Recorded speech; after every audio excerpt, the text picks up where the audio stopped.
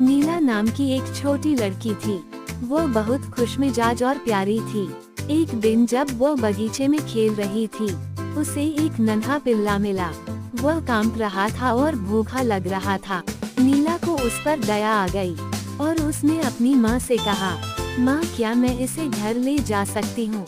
माँ मुस्कुराई और कहा, अगर तुम इसकी अच्छे से देखभाल करोगी तो हाँ। नीला ने पिल्ले को दूध पिलाया और उसे एक गर्म कंबल में लपेट दिया। उसने उसका नाम टोनी रखा।